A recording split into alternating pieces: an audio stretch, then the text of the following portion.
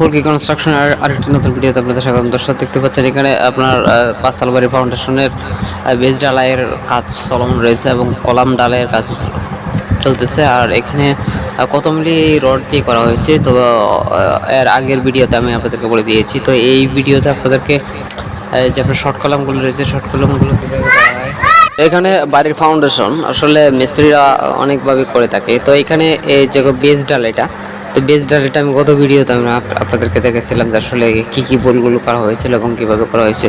তো আজকে এখানে শুধু আপনার যে বিল্ডিংয়ের যে কাস্ট রয়েছে সেগুলো কীভাবে করা হয়েছে সেটা ঘুরে ঘুরে দেখাবো। তো এখানে একটি কলাম ঢালাই এবং একটি বেস ঢালাই সেটাও আমি দেখাবো।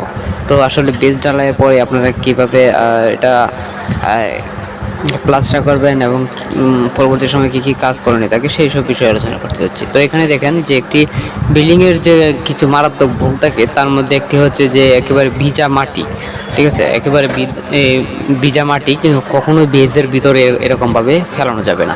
দেখতে পাচ্ছেন এখানে বেজের মধ্যে পানি রয়েছে এবং এখানে বেজের মধ্যে একেবারে ভিজা মাটি। এই মাটিগুলা এবং পানিগুলো শুকাইতে কমপক্ষে আপনার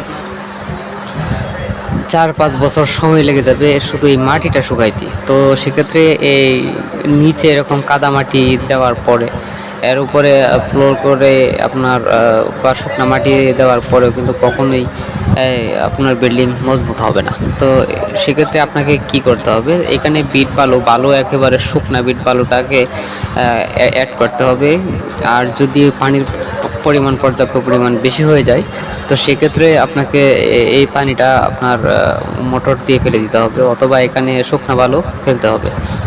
আর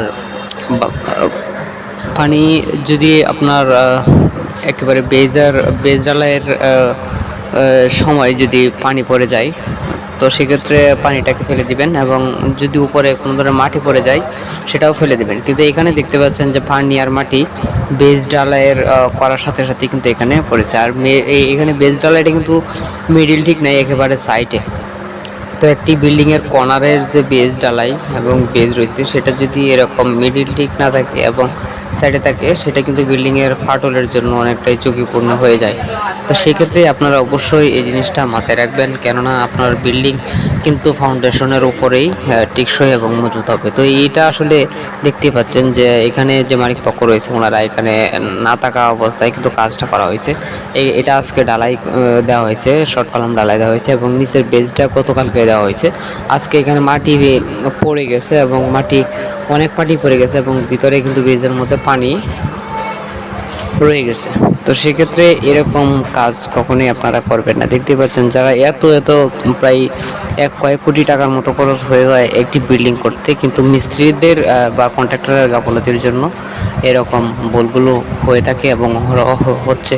তো আপনারা অবশ্যই এটা মনে রাখবেন। তো দেখতে পাচ্ছেন এখানে শর্ট কলামগুলো ঢালাই করা হচ্ছে এবং রডের মধ্যে কিন্তু পর্যাপ্ত পরিমাণে আপনার মশলা লেগে আছে। তো এখানে ঢালাইটা একেবারে ফিনিশিং করে দেওয়া হয়েছে, ভিতরে কিন্তু ঢালাইটা নেড়ে চেড়ে দেওয়ার দরকার ছিল।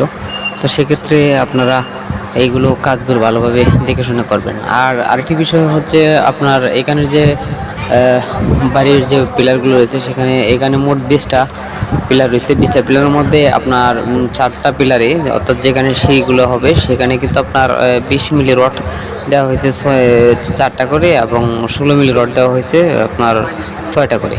আর দেখতে পাচ্ছেন এখানে যে বেজটা বাঁধা হয়েছে, বেজটা মিডিল কিন্তু ঠিকঠাক হয়নি, ঠিক আছে, একেবারে সাইডের অংশে কিন্তু বেজটা রাখা হয়েছে এবং যে আপনার মিডিলগুলো রয়েছে বেজ ঠিক আছে, আপনার পাঁচতলা ফাউন্ডেশনের জন্য বেজ ঠিক আছে, কিন্তু বেজের যে আপনার জালিটা ডবল করে দেওয়ার দরকার ছিল কিন্তু এখানে ডবল হয় নাই। আর একটি বিষয় হচ্ছে একেবারে সাইডে দেওয়া হয়েছে। যখন বিল্ডিংয়ের উপরে এটা প্রচণ্ড লোড পড়বে তখন কিন্তু এটা সমস্যা দিতে পারে, অর্থাৎ এক সাইডে ডেবে যাওয়ারও সম্ভাবনা থাকে। যখন ভূমিকম্প হয় তখন কিন্তু বিল্ডিং এক সাইডে ডেবে যাওয়ার এইটাই হচ্ছে মূল কারণ। তো এরকমভাবে যারা কাজ করেন তারা অবশ্যই এই জিনিসটা মাথায় রাখবেন এবং যারা বাড়ি তৈরি করবেন মিস্ত্রি কন্ট্রাক্টর কীভাবে ঢালাই দিচ্ছে, কীভাবে রডগুলো বাচ্ছে, কীভাবে কলামগুলো বাচ্ছে সেই সব বিষয়ে আপনারা খুব অবগত থাকবেন। এবং এখানে দেখতে পাচ্ছেন যে ডালাইগুলো দেওয়া হচ্ছে, তো ডালাইগুলো কিন্তু আসলে আপনার ভাইব্রেটর মেশিন দিয়ে কিন্তু এটাকে পাম্প করার দরকার ছিল, কিন্তু এখানে তা করা হচ্ছে না, শুধু ডালাই একের পর এক ঢেলে দেওয়া হচ্ছে। তো এইভাবে কিন্তু তারা অহরহ কাজগুলো করে যাচ্ছে। তো এই বিষয়ে আপনারা যারা এই কাজগুলো করেন তারা অবশ্যই ভালোভাবে দেখে নেবেন, এবং পরবর্তী সময়ে আমাদের আরও ভিডিও আসবে।